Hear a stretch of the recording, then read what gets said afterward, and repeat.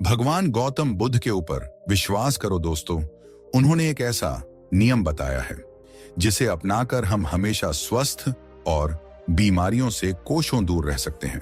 और वह कौन सा नियम है? आज की वीडियो में हम वही जानेंगे।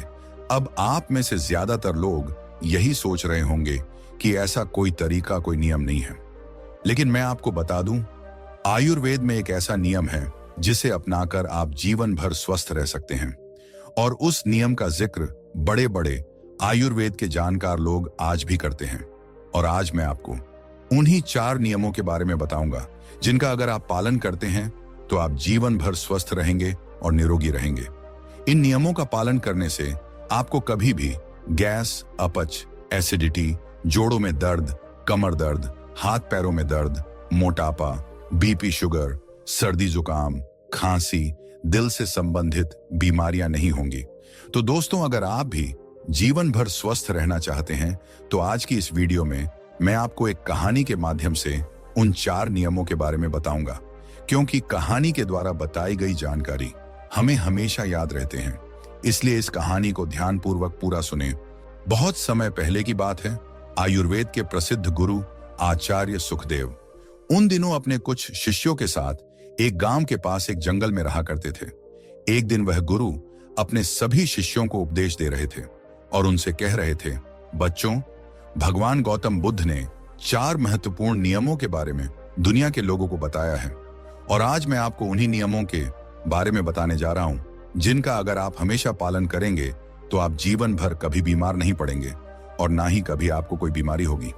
गुरु की ऐसी बात सुनकर उनमें से एक शिष्य ने बड़ी प्रसन्नता के साथ उनसे कहा, गुरुवर, क्या सच में ऐसा कोई नियम है जिनका पालन करके हम जीवन भर स्वस्थ रह सकते हैं? क्या इन नियमों का पालन करने से कभी कोई बीमारी नहीं होगी? तब गुरु मुस्कुराते हुए उस शिष्य से कहते हैं, हाँ पुत्र, यदि आप इन नियमों का पालन करते हैं तो आप जीवन भर स्वस्थ रहेंगे और आपको जीवन में कभी कोई बीमारी नहीं होगी। तभी उस शिष्य ने गुरु से कहा, गुरुवर, यदि ऐसा है तो आप हमें उन नियमों के बारे में पूरा विस्तार से बताइए ताकि हम उनका पालन करके जीवन भर स्वस्थ रहें, और फिर इन नियमों के बारे में सभी लोगों को बताएं ताकि वह भी बीमारियों से मुक्त रहें और जीवन में स्वस्थ रहें। शिष्य की ऐसी बात सुनकर गुरु ने और भी जितने शिष्य थे उनसे कहा, बच्चों, अब तुम सब मेरी बातों को ध्यान से सुनो। सभी शिष्य गुरु की बात को ध्यान से सुनने लगे। बच्चों, आयुर्वेद में कहा गया है कि किसी भी व्यक्ति को अगर रोग मुक्त रहना है तो उसे अपने जीवन में 3 बातों का ध्यान रखना चाहिए। और वह 3 बातें हैं, वह अपने वात, पित्त और कफ तीनों का संतुलन बनाए रखें। फिर गुरु ने उन सभी शिष्यों से कहा, बच्चों, हमारे शरीर में 3 तरह के दोष पाए जाते हैं, वात दोष, पित्त दोष और कफ दोष। हमारा पूरा शरीर इन्हीं 3 दोषों पर आधारित है। फिर इसके बाद गुरु ने उन सभी शिष्यों से कहा, बच्चों, जब वात दोष बहुत ज्यादा बिगड़ जाता है तो हमारे शरीर में 80 से ज्यादा रोग प्रवेश करते हैं, जैसे घुटनों के दर्द, कमर दर्द, कंधों का दर्द, बीपी कम और ज्यादा होना, हार्ट अटैक जैसे इत्यादि बीमारियां। और जब पित्त दोष बिगड़ जाता है तो 40 रोग हमारे शरीर के अंदर प्रवेश करते हैं, जैसे एसिडिटी, अल्सर, पेट में जलन, छाती में जलन, खाना हजम ना होना इत्यादि। ये सब पित्त बिगड़ने के कारण होता है।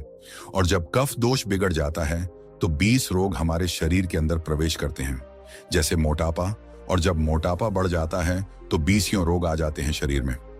इसके बाद गुरु उन सभी शिष्यों से कहते हैं, बच्चों, सर्दी, खांसी, जुकाम से लेकर जितनी भी बड़ी बड़ी बीमारियां हैं, कैंसर तक जो आखिरी रोग माना जाता है, वह वात, पित्त, कफ के बिगड़ने के कारण ही होते हैं।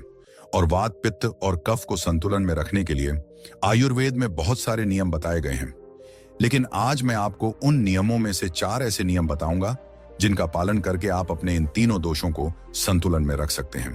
फिर गुरु उन सभी शिष्यों से कहते हैं, बच्चों, अगर आपके वात, पित्त और कफ तीनों दोष संतुलन में रहे तो इसके लिए आपको पहला नियम अपनाना है। और वह नियम यह है कि आपको खाना खाने के तुरंत बाद पानी नहीं पीना चाहिए। और आपको ऐसा क्यों नहीं करना चाहिए, इसके बारे में आप ध्यान से सुनो। बच्चों, बहुत से लोग खाना खाने के तुरंत बाद पानी पी लेते हैं और कुछ लोग बिना पानी के खाना ही नहीं खाते।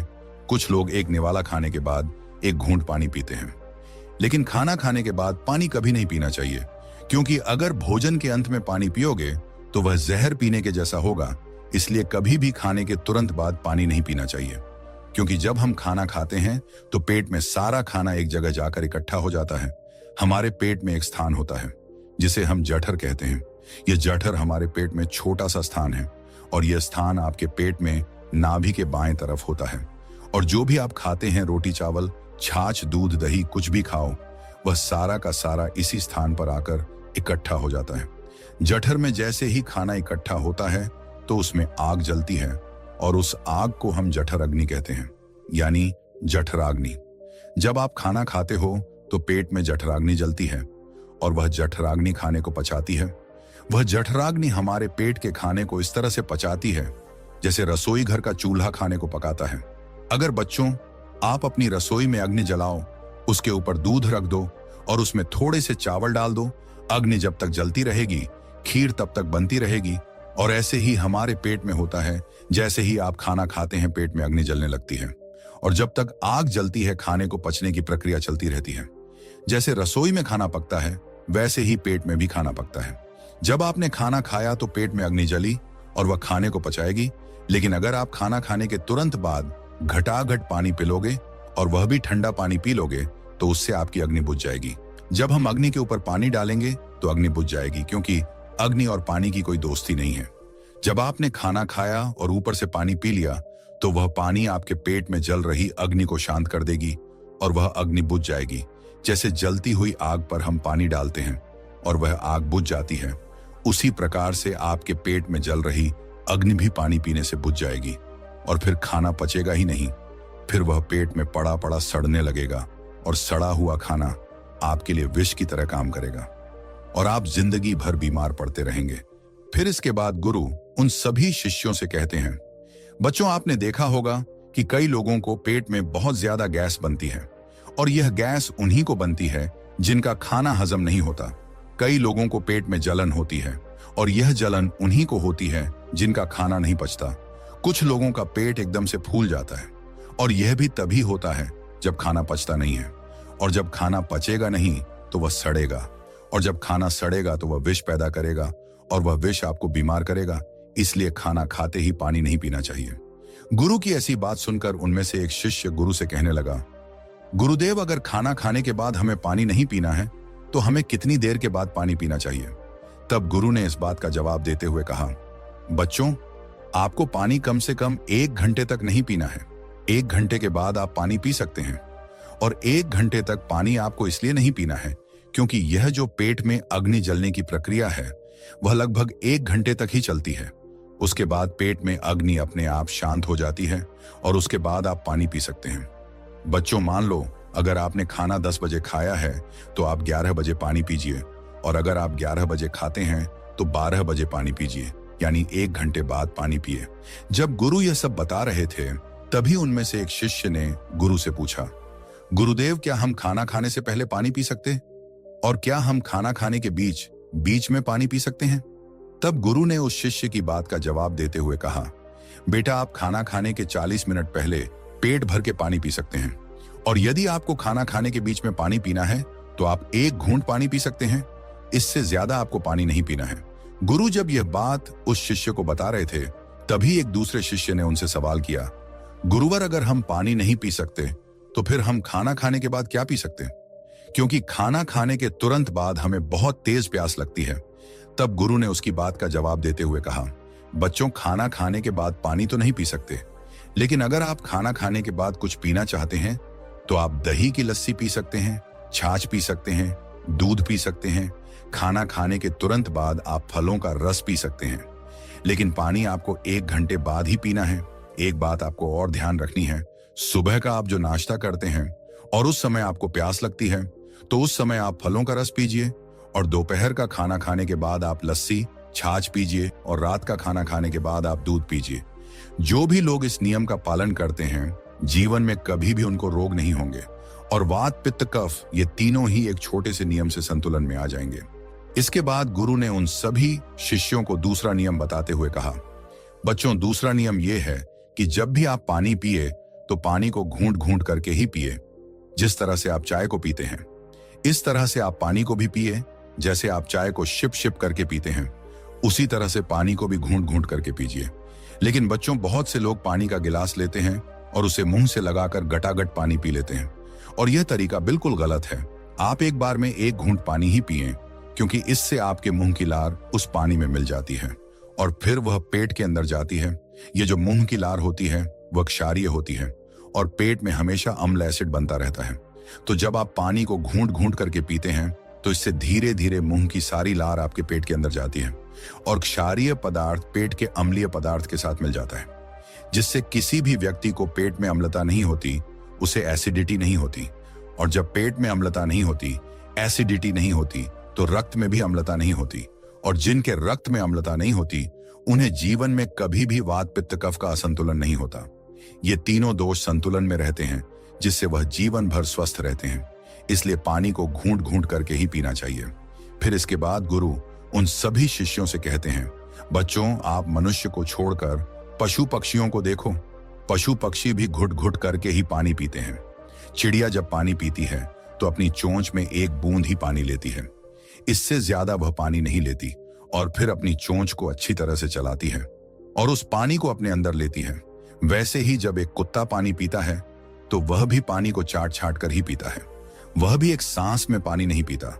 शेर, चीता, भालू सभी जानवर पानी को चाट छाट कर ही पीते हैं। इसलिए इन सभी जानवरों को, इन सभी पक्षियों को कोई भी बीमारी नहीं है। ना ही किसी पक्षी को आर्थराइटिस है, न ही किसी जानवर को डायबिटीज है, और ना ही किसी पक्षी को शुगर है, और ना ही किसी जानवर को अन्य रोग है।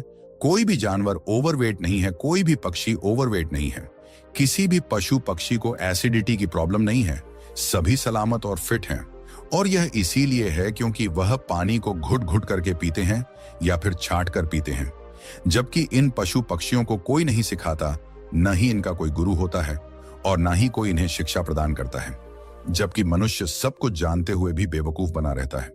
मनुष्य को तो शिक्षा भी दी जाती है, लेकिन इसके बावजूद भी वह उस शिक्षा का सही तरीके से उपयोग नहीं करता।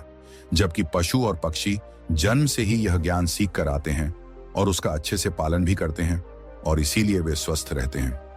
अगर आप भी इस नियम का पालन करते हैं तो आप भी जीवन भर स्वस्थ रहेंगे। फिर इसके बाद गुरु उन सभी शिष्यों से कहते हैं, बच्चों, अब मैं तुम्हें तीसरा नियम बताता हूं, और वो तीसरा नियम है, जीवन में कितनी भी प्यास लगे लेकिन आपको ठंडा पानी बिल्कुल नहीं पीना है। बर्फ डाला हुआ पानी और फ्रिज में रखा हुआ पानी तो आपको कभी भी नहीं पीना है, क्योंकि शरीर आपका गर्म है और पानी आपका ठंडा है। और ऐसे में जब आप ठंडा पानी पीते हैं तो आपका पेट तो गर्म रहता है, लेकिन जैसे ही आप ठंडा पानी पीते हैं तो आपके पेट में झगड़ा होना शुरू हो जाता है। क्योंकि जब आप नॉर्मल पानी पीते हैं तो इससे आपके पेट को उस पानी को गर्म नहीं करना पड़ता और वह पानी आपके शरीर में अच्छी तरह से सप्लाई हो जाता है। फिर गुरु ने उन सभी शिष्यों से कहा, बच्चों, अगर आपको ठंडा पानी पीना ही है तो आप मिट्टी के घड़े का पानी पी सकते हैं। वह आपके स्वास्थ्य के लिए बिल्कुल लाभदायक है। वह आपको नुकसान भी नहीं पहुंचाएगा। अगर आप इस नियम को अपनाते हो तो आप जीवन भर स्वस्थ रहेंगे। फिर गुरु अपने शिष्यों को चौथा नियम समझाते हुए कहते हैं, बच्चों, सुबह की शुरुआत जैसे होगी वैसा ही पूरा दिन बीतेगा। इसलिए पहला काम जो आपको करना है वह है पानी पीना। शिष्यों ने जिज्ञासा से पूछा, गुरुदेव, सुबह उठते ही पानी पीने से क्या लाभ होता है? गुरु ने मुस्कुराते हुए कहा, जब भी आपकी आंख खुले सबसे पहले 2 से 3 गिलास गुनगुना पानी पिएं और उसके बाद ही शौचालय जाएं। ऐसा करने से आपको 2 बड़े लाभ मिलेंगे। पहला लाभ यह है कि आपका पेट तुरंत साफ होगा।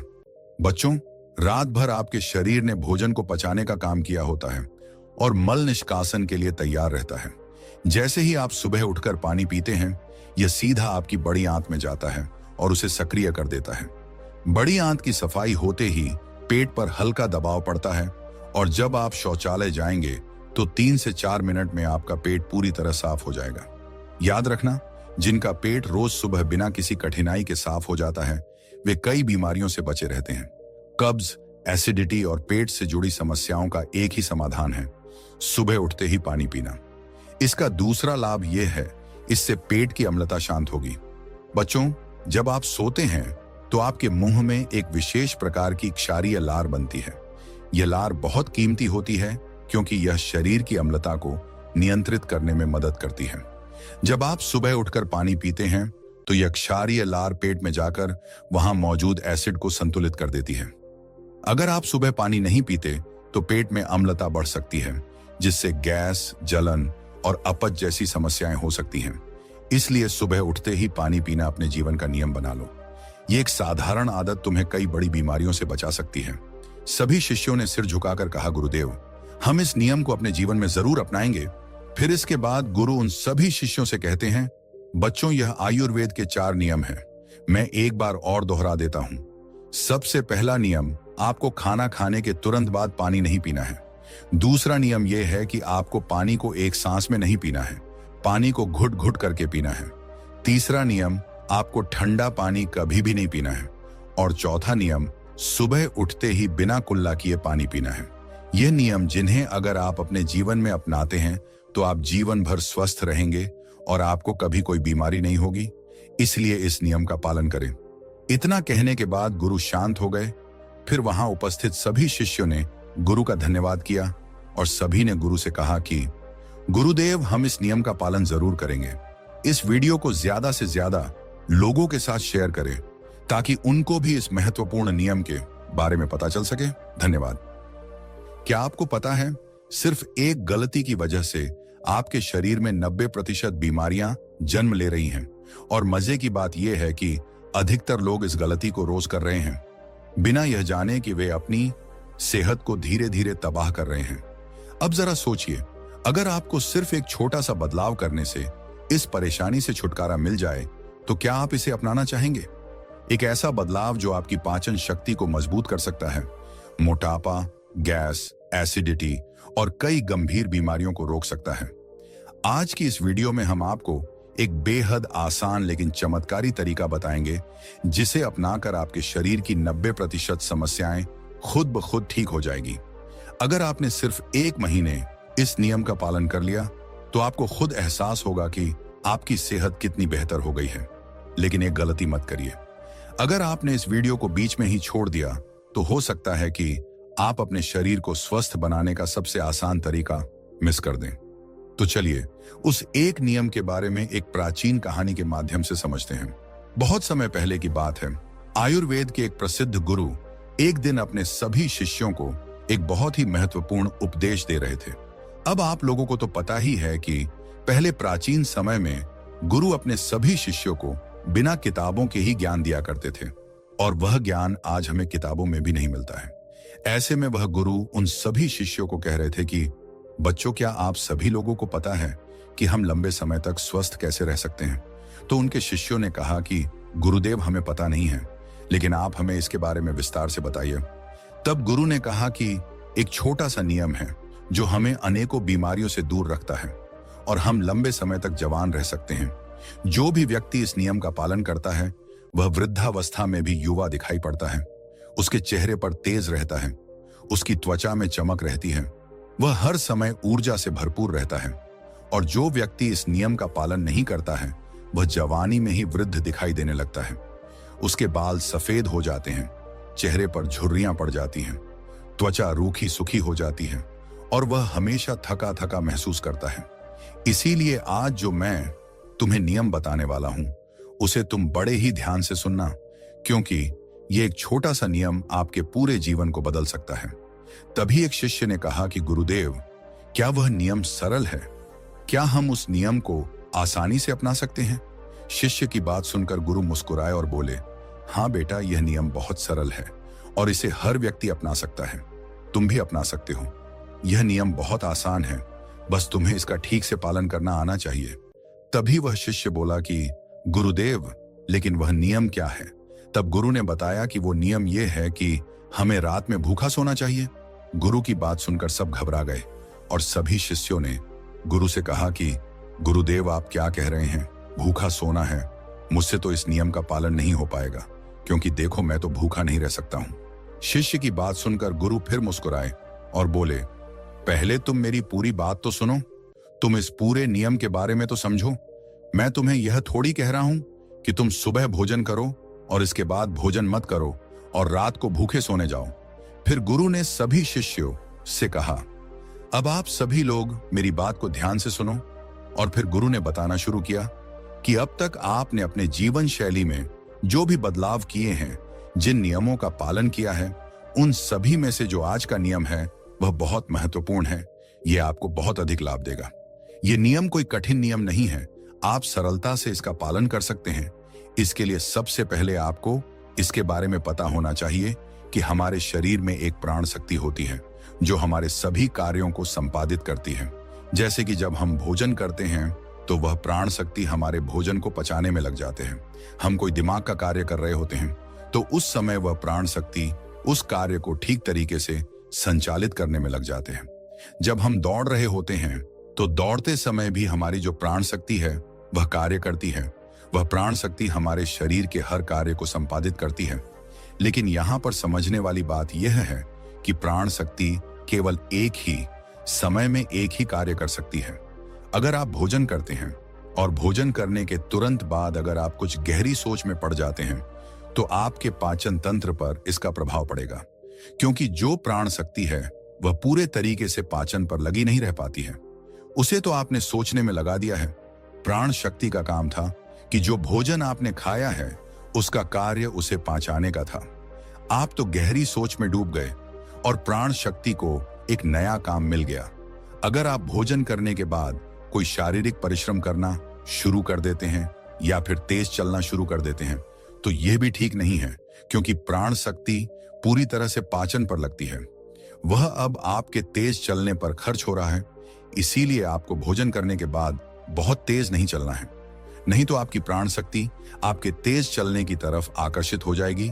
इसीलिए आपको भोजन करने के बाद धीरे धीरे ही टहलना है। इसके बाद गुरु ने उन शिष्यों को कहा कि यह तो तुम्हें समझ में आ गया होगा कि प्राण शक्ति एक समय में एक ही कार्य कर सकती है, लेकिन जब आप देर रात में भोजन करते हैं, देर से आप खाना खाते हैं, तो पता है ना क्या होता है। इससे हमारे शरीर पर 3 प्रभाव पड़ते हैं। अब आप सभी 3 प्रभावों को ठीक से सुनना। जो पहला प्रभाव हमारे शरीर पर पड़ता है वह यह है कि जो आपकी जठर अग्नि होती है वह सूर्य के साथ काम करती है। यानी कि जैसे जैसे सूर्य का उदय होता है तो आपकी जो पाचन अग्नि है वह बढ़नी शुरू हो जाती है। दोपहर में वह बढ़ जाती है और संध्या काल में वो थोड़ी मंद पड़ जाती है। इसीलिए संध्या काल में हल्का भोजन करें और यही ठीक रहता है। और आपको यह भी ध्यान रखना होता है कि आपको शाम का भोजन सूर्य अस्त होने से पहले ही कर लेना है। अगर सूर्य अस्त हो गया तो आपकी जो जठर अग्नि है वह बिल्कुल कम हो जाएगी, और उस जठर अग्नि में जब आप भोजन करते हैं तो वह भोजन ठीक से नहीं पचता है। अगर आपने सात्विक भोजन भी किया होगा तो वह भी नहीं पचता है, क्योंकि उस समय जठर अग्नि मंद थी। इसलिए भोजन ठीक से नहीं पचता है और वह शरीर में लंबे समय तक पड़ा रहता है, ज्यादा समय तक रुका रहता है। इसीलिए उसकी वजह से वहां पर सड़न पैदा होने लगती है, और वही सड़न हमारे लिए विषाक्त का कारण बनता है और जहर का कारण बनता है। यह आपके शरीर के लिए हानिकारक होती है। इसीलिए आपको समझना है कि आप अगर सूर्य अस्त होने से पहले भोजन करते हैं तो जठर अग्नि प्रज्वलित रहती है और भोजन ठीक से पचता है। दूसरा प्रभाव जो आपके शरीर पर पड़ता है वह यह है कि रात्रि में जो आपकी प्राण शक्ति है वो हीलिंग में लगनी चाहिए। यानी कि शरीर में जो मरम्मत होनी है, शरीर में जो टूट फूट होती है, उसकी मरम्मत में वह प्राण शक्ति लगनी चाहिए। लेकिन अक्सर लोग क्या करते हैं, भोजन करते हैं और सो जाते हैं, जो कि बहुत गलत है। क्योंकि मैंने आपको पहले ही बताया कि प्राण शक्ति एक समय में एक ही कार्य करती है। लेकिन जब आप खाना खाकर तुरंत सोने चले जाते हैं तो आपकी प्राण शक्ति पूरी तरह भोजन को पचाने में लगी रहती है, और इस वजह से वह हीलिंग का कार्य नहीं कर पाता है और वह शरीर की मरम्मत भी नहीं कर पाती है। और जब वह प्रक्रिया निरंतर चलती रहती है, यानी कि आप खाते हैं और सो जाते हैं, तो फिर बहुत सारी बीमारियां शुरू होने लग जाती हैं, क्योंकि आपके शरीर की मरम्मत हो ही नहीं पाती है। आपकी प्राण शक्ति ठीक से अपना कार्य नहीं कर पाती है और वह मरम्मत का कार्य नहीं कर पाती है, और इसी वजह से अनेक बीमारियां पैदा हो जाती हैं। तीसरा प्रभाव जो हमारे शरीर पर पड़ता है या आता है वह यह है कि जब आप भोजन करने के तुरंत बाद सोने चले जाते हैं तो आपका दिमाग कहता है कि मुझे तो नींद चाहिए, और आपका शरीर भी यही कहता है कि मुझे तो नींद चाहिए। लेकिन आपका पाचन तंत्र क्या कहता है कि अभी मैं सक्रिय हूं, मुझे तुमने काम दिया है, अब इस काम को मुझे करना है। तो आप भी जागते रहोगे, तभी तो मैं अपना कार्य ठीक से कर पाऊंगा। यानी कि 2 विरोधाभासी स्थितियां पैदा हो जाती हैं। दिमाग की तरफ से सो जाओ और पेट की तरफ से जागो। ऐसी स्थिति में नींद गहरी नहीं हो पाती है और गहरी नींद ना होने के कारण शरीर को आराम भी नहीं मिल पाता है। आप सो तो जाते हैं 7 घंटे 8 घंटे, लेकिन सुबह उठने में आपको कठिनाई होती है। आप दिन भर ऊर्जावान महसूस भी नहीं कर पाते हैं और ऐसा इसलिए होता है क्योंकि रात भर प्राण शक्ति ठीक से शरीर की मरम्मत, शरीर की हीलिंग का काम नहीं कर पाई। आपकी जठर आग्नि, आपकी प्राण शक्ति पूरी तरह से पाचन तंत्र पर केंद्रित रही। उसने पूरी रात भोजन को पचाने में ही अपना समय लगा दिया और फिर जैसे आप सुबह उठते हैं तो हम उठते ही फिर कुछ खा लेते हैं और इसी वजह से बार बार खाने से हमारी प्राण शक्ति पूरी तरह से पाचन पर ही लगी रहती है और शरीर के दूसरे कार्य मंद पड़े रहते हैं जो कि शरीर के लिए बहुत जरूरी थे। ये 3 प्रभाव थे जो हमारे शरीर पर पड़ते हैं। अगर आप सूर्य अस्त होने के बाद भोजन करते हैं और भारी भोजन खाते हैं, इससे आपकी पाचन प्रणाली पूरी तरह से बिगड़ जाती है, खत्म हो जाती है और फिर आप इसे ठीक करने के लिए चूर्ण लेते हैं, अनेक प्रकार के तरीके अपनाते हैं, तब भी ये ठीक नहीं हो पाते हैं। लेकिन जो स्वाभाविक प्रणाली है उस पर तो आप ध्यान नहीं देते हैं। ये स्वाभाविक प्रणाली जो परमात्मा ने आपको दिया है, जिससे आपका शरीर खुद ही खुद को साफ कर लेता है, खुद ही खुद की बीमारियों को ठीक कर लेता है। फिर गुरु सभी शिष्यों से कहते हैं कि अब मेरी बात को ध्यान से सुनो। शरीर अपनी बीमारियां अपने आप ठीक करेगा, लेकिन उसके लिए तुम्हें क्या करना है, इस बात को समझो। इसके लिए आपको 7 बजे से पहले अपना आहार लेना है। अगर आप 7 बजे से पहले भोजन कर लेते हैं तो उसके बाद आप 10 बजे तक सोने के लिए जाते हैं, तो आपके पास लगभग 3 घंटे का समय होता है। और जो यह 3 घंटे का समय होता है और इसमें जो भी आपने हल्का फुल्का भोजन किया है वह आपके पेट से नीचे उतरना शुरू हो जाता है और उसका अर्ध पचन हो जाता है, यानी कि पाचन का आधा कार्य समाप्त हो जाता है। उसके बाद आप सो जाते हैं, तो सोने के बाद 1 बजे तक आपका भोजन ठीक से पच भी जाता है। यानी आपने 7 बजे भोजन किया तो आपका आधा भोजन 10 बजे तक पच जाता है और जो बचा है वह रात 1 बजे तक पच गया। और 1 बजे के बाद जो आपकी प्राण शक्ति है वो मरम्मत का कार्य करेगी, वह हीलिंग का कार्य करने लग जाएगी। फिर गुरु उन सभी शिष्यों से कहते हैं कि आपकी प्राण शक्ति अपने कार्य को ठीक तरीके से करें। उसके लिए आप 2 तरीकों से भूखा रह सकते हैं। मैं आपको उपवास करने के लिए नहीं बोल रहा हूं, क्योंकि उपवास करना सबके लिए संभव नहीं है। जो मैं आपको बता रहा हूं इसको कहा जाता है अर्थ उपवास, या इसे प्रातःकालीन उपवास भी कहते हैं। इसमें आपको उपवास करना है, वह उपवास आपको 16 घंटे का करना होता है। और इसकी शुरुआत आप ऐसे कर सकते हैं कि आपने शाम को जो भोजन किया था 7 बजे, उसके बाद अगले दिन आप सुबह 7 बजे ही भोजन करें, क्योंकि जब आप 7 बजे भोजन कर लेते हैं तो वह भोजन आपका रात्रि में 1 बजे तक पच जाता है। उसके बाद आपके शरीर के पास लगभग 6 घंटे होते हैं और इस 6 घंटे में प्राण शक्ति शरीर की मरम्मत का कार्य करती है। आप शाम को 7 बजे भोजन करें और उसके बाद सुबह 7 बजे भोजन करें, और यह नियम हर कोई अपना सकता है। यह बहुत सरल है, लेकिन अगर आप रात को 8 बजे या फिर 10 बजे भोजन खाते हैं तो आप अपने इस नियम को बदलें और 7 बजे तक भोजन कर ले, क्योंकि यह छोटा सा नियम आपके जीवन में बड़ा बदलाव करेगा। दूसरी सारी चीजें बाद में, पहले अपने शरीर के स्वाभाविक प्रणाली को ठीक करना है। अगर आपको इस नियम से और भी ज्यादा फायदा लेना है तो आप शाम को 7 बजे भोजन कीजिए और उसके बाद सुबह 11 बजे भोजन करेंगे। अगर आप 7 से 11 बजे भोजन करते हैं तो आपके शरीर के पास 16 घंटे होते हैं, जिसमें वह भोजन का पाचन भी करेगा और उस भोजन को पचाने के बाद वो मरम्मत का काम करना शुरू कर देगा। इस प्रकार से जब आप अपने शरीर को आराम देते हैं, पाचन तंत्र को रिलैक्स होने देते हैं, प्राण शक्ति को अपना कार्य करने देते हैं, तो यह प्राण शक्ति आपकी पूरी शरीर को प्रभावित करेगी, पूरे सिस्टम को ठीक करेगी और आपको यह प्रभाव 20 दिन में दिखना शुरू हो जाएगा। अगर आपको कोई गंभीर बीमारी है तो वो ठीक होना शुरू हो जाएगी। अगर आपकी त्वचा खराब है तो वह भी ठीक होने लगेगी। आपकी त्वचा ग्लो करेगी। अगर आपके बाल बहुत ज्यादा झड़ते हैं तो आपके बाल भी मजबूत होंगे। अगर आप बहुत थका थका महसूस करते हैं तो आप ऊर्जावान महसूस करने लगेंगे। अगर आपको कोई मानसिक समस्या है, चिंता है, तनाव है, तो आपकी चिंता और तनाव भी दूर हो जाएगा। जो विद्यार्थी पढ़ते तो है लेकिन उनको याद नहीं रहता है, तो उन्हें भी पढ़ी हुई चीजें जो है वह याद रहने लगेगी। आपको पता है कि हमें कोई चीज याद क्यों नहीं रहती है? क्योंकि हमारा दिमाग रिलैक्स नहीं रह पाता है, क्योंकि हमारी प्राण शक्ति पूरी तरह से हमारे भोजन को पचाने में लगी रहती है और वह दिमाग की तरफ जा ही नहीं पाती है। लेकिन आप इस नियम का पालन करेंगे तो आपकी एकाग्रता बढ़ जाएगी, दिमाग भी अच्छे से कार्य करना शुरू कर देगा। अगर आप 10 घंटे का उपवास करते हैं तो आपके शरीर का फैट कम होगा। अगर आप वजन बढ़ाना भी चाहते हैं तो आपका वजन भी बढ़ेगा, लेकिन जो एक्स्ट्रा फैट होता है वह कम हो जाएगा, क्योंकि मोटापा अनेक बीमारियों को जन्म देता है। यह नियम आपके लिए हर प्रकार से उपयोगी है। तभी गुरु की बात सुनकर उनमें से एक शिष्य खड़ा हुआ और उनसे बोला कि गुरुदेव, मेरे मन में 2 प्रश्न उठ रहे हैं, कृपा करके आप उनका भी जवाब दीजिए। गुरु ने कहा कि पूछो बेटा, तुम्हारा क्या प्रश्न है? तब शिष्य ने कहा कि गुरुदेव, अगर हम शाम को 7 बजे भोजन करते हैं तो उसके बाद हम 10 बजे तक सोने जाते हैं, तो अगर हमें भूख लगे तो हम क्या करें? शिष्य की बात सुनकर गुरु ने कहा कि बेटा, इसके लिए तुम्हें सबसे पहले यह समझना होगा कि हमारे शरीर की प्रत्येक कोशिका का एक सिस्टम होता है। वह बाहर से कैलोरी लेती है, जो हम भोजन खाते हैं उससे वह ऊर्जा का निर्माण करती है और उसी से हमारा शरीर भी चलता है।